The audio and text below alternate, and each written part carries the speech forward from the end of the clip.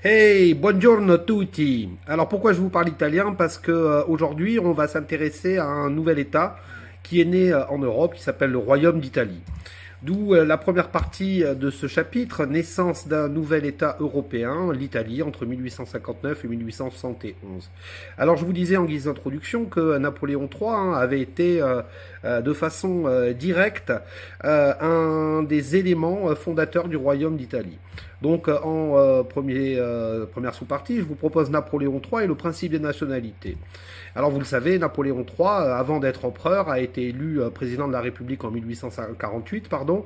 1851, il organise un coup d'État. 1852, il se proclame empereur et suite à un plébiscite, il est accepté en tant qu'empereur. Alors en tant qu'empereur, bien entendu, il incarne cette Europe de l'ordre qui avait été souhaitée par le Congrès de Vienne. Et pourtant, Napoléon III va être acquis à un principe, c'est le principe des nationalités. Et une phrase qui est à retenir, c'est celle-ci: la liberté des peuples à disposer d'eux-mêmes. La liberté des peuples à disposer d'eux-mêmes. C'est un droit qui a été fondé à l'époque de la Révolution française, qui est un droit français. Alors comprenez ce que signifie ce terme de la liberté des peuples à disposer d'eux-mêmes. Cela signifie que lorsque vous avez une population qui souhaite devenir indépendante ou au contraire qui souhaite se réunir pour former un nouveau pays, alors il faut lui venir en aide. Et c'est ce que Napoléon III va mettre en jeu à partir du moment où il sera empereur. Alors on s'entend bien, il n'interviendra auprès des peuples que quand il y a des intérêts directs pour lui ou pour la France. Il est hors de question par exemple qu'il accepte la liberté des peuples à disposer d'eux-mêmes pour, je ne sais pas moi, une région française qui souhaiterait son indépendance. Alors, un peuple qui veut son indépendance, c'est un peuple qui veut former un nouveau pays. Et un pays, c'est quoi? C'est le principe de l'État-nation. L'État-nation, comprenez bien ce que c'est. Une nation, c'est une population. On l'a vu plusieurs fois dans le courant de l'année. Et si cette population veut accéder à son indépendance, il lui faut une superstructure au-dessus que l'on va appeler un État. Donc, Napoléon est très attaché à cette idée de un peuple et un État au-dessus. D'où en deuxième sous-partie, Napoléon III qui va entamer le processus d'unification de l'Italie entre 1859 et 1860 dans un premier temps. Nous repartons donc de cette carte, où on avait vu que l'Italie était divisée en 8 royaumes différents. Donc moi, il y a un royaume qui va m'intéresser, c'est dans un premier temps, alors premier sous-point, pardon, la France et le royaume de Piémont-Sardaigne. Donc premier sous-point de notre deuxième sous-partie. Le royaume qui m'intéresse dans un premier temps, c'est le royaume de Sardaigne. Pourquoi ce royaume m'intéresse? Parce que à sa tête, vous avez un roi qui s'appelle Vittorio Emanuele, ça veut dire Victor Emmanuel II. Il est roi de Piémont-Sardaigne. Et ce roi de Piémont-Sardaigne a comme premier ministre un personnage qui se nomme Cavour. Et Cavour et Napoléon III, en accord bien entendu avec Victor Emmanuel II, vont passer à un accord secret qui a lieu à Plombières. L'objectif de cet accord, c'est le suivant. C'est le problème du royaume de Lombardie-Vénétie. Je vous avais expliqué que ce royaume de Lombardie-Vénétie que vous voyez là était rattaché à l'Empire autrichien. Et que souhaitent Victor Emmanuel II et Cavour? Ils souhaitent effectivement qu'il y ait une guerre contre l'Autriche pour que la Lombardie-Vénétie puisse être définitivement rattachée au royaume de Sardaigne. Donc l'accord qui va être passé, c'est le suivant. Napoléon III accepte d'intervenir auprès des armées sardes pour rentrer en guerre contre l'Empire autrichien. Si victoire il y a, la France hériterait du duché de Savoie et du comté de Nice. Donc ça, c'est l'accord qui se produit à Plombières. En 1859, les armées françaises vont rentrer dans le nord de l'Italie et la guerre va être déclarée contre l'Empire autrichien. Nous sommes en 1859, se produit la bataille de Solferino. Cette bataille de Solferino voit la victoire de l'armée française. À partir de ce moment-là, eh bien, le royaume de Lombardie, et pas la Vénétie encore, le royaume de Lombardie en 1859 est rattaché au royaume de Sardaigne. Deuxième sous-point, un royaume qui s'étend. Donc la France va se retirer du conflit pour des raisons que je vous expliquerai prochainement. Le duché de Savoie et le comté de Nice sont rattachés à la France. Voilà pourquoi quand vous êtes en Savoie et quand vous êtes à Nice, vous êtes en France effectivement.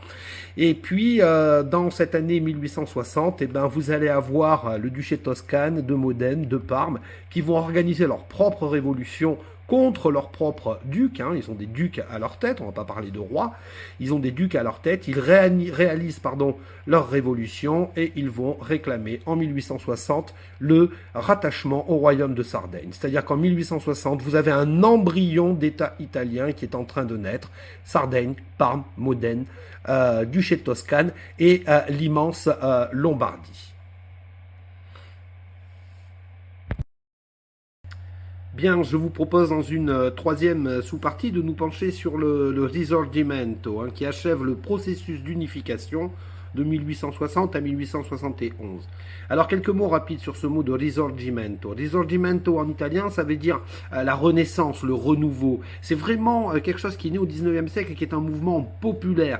C'est un sentiment nationaliste très fort. Le renouveau, renaissance. Pourquoi? Parce que les Italiens ont parfaitement bien conscience que dans leur passé lointain, ils ont été unis, ne serait-ce que par l'Empire romain, et qu'ils souhaitent qu'une chose, à partir des années 1820, 1830, c'est de retrouver cette unité. Ils ne comprennent plus pourquoi. Ils parlent italien, ils ont cette culture italienne, la culture culinaire italienne. Ils sont séparés dans des royaumes différents. Donc le terme à retenir, ce sera celui de Risorgimento.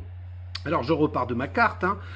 Nous avons vu que l'embryon de cet État italien, c'est le royaume de Sardaigne, hein, de Piémont-Sardaigne, je devrais dire d'ailleurs, hein, de Parme, de Modène et de Toscane.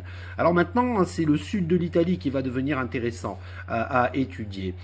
Pourquoi? Parce que pour les Piémontais, c'est-à-dire Victor Emmanuel, pour Cavour, hein, c'est beaucoup trop loin que d'organiser une expédition militaire. Alors Cavour, dans un premier paragraphe, l'expédition des 1000 de Garibaldi. Je vais revenir sur ces deux termes-là.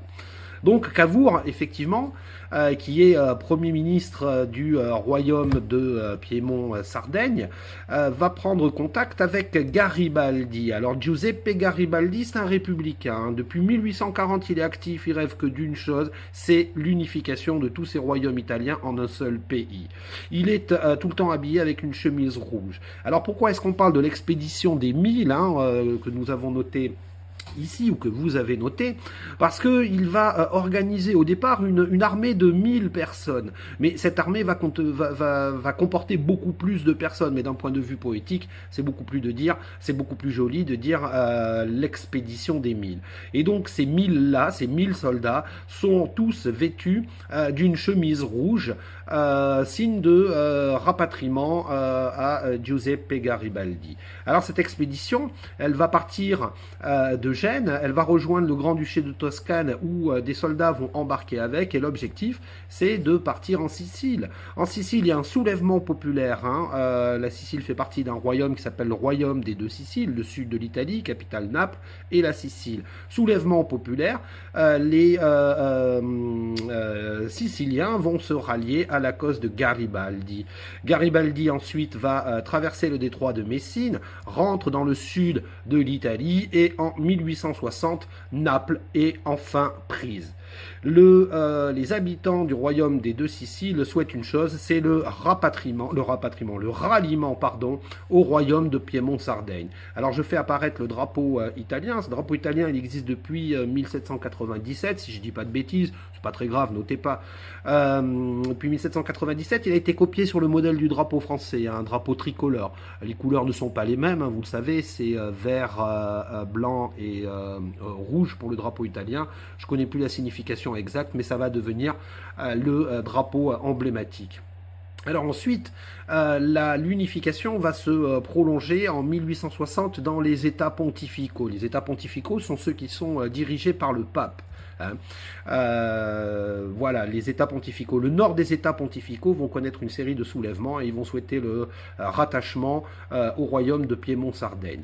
Ensuite, il faut regarder sur l'année de 1866. 1866, on a vu la fois précédente que le royaume de Lombardie, hein, après la bataille de Solferino, avait été rattaché au royaume de Sardaigne, mais pas la Vénétie. Alors pourquoi l'année de 1866? Parce que cet empire autrichien que vous avez là, il est en guerre contre un nouvel État dont on a déjà parlé rapidement, c'est la Prusse. Hein. La Prusse rêve de créer également son État-nation. L'Empire autrichien est en guerre contre la Prusse et ne peut pas mener deux fronts de suite. Donc en 1866, eh bien, la Vénétie rentre dans l'État italien.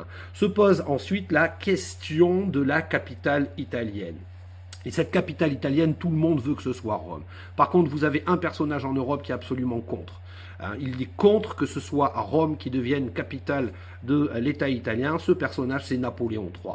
Napoléon III est contre parce que il ne veut pas se froisser avec les catholiques français. Donc il a toujours défendu l'idée que le pape ne peut être en aucun cas attaqué et que Rome ne peut pas être la capitale de l'Italie. Et pourtant, c'est ce qui va se passer. Et ça, donc, ce sera mon deuxième paragraphe, Rome, capitale de l'Italie, à partir de 1871.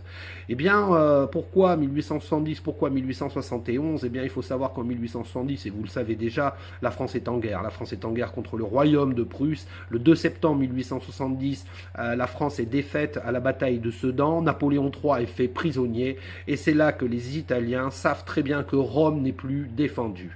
À partir de 1871, Rome devient la capitale de ce jeune pays que vous venez de voir naître en quelques minutes, l'Italie, en 1871.